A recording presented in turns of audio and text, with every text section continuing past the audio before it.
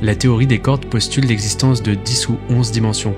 La matière noire et l'énergie noire représenteraient 95% de l'univers. Elle est présente partout autour de nous, en ce moment.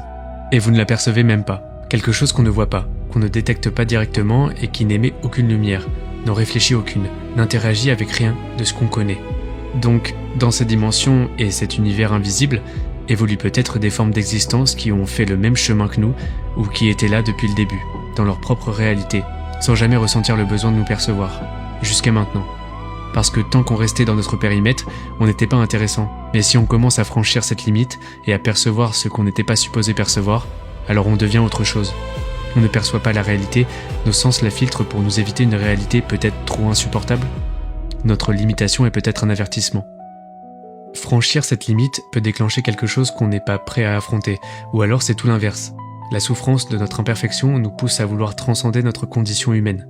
Retirer le mystère et la souffrance de ne pas comprendre, et vous retirez toutes ces grandes figures qui ont marqué l'histoire par leur art et leur innovation, permettant ainsi l'évolution de notre espèce.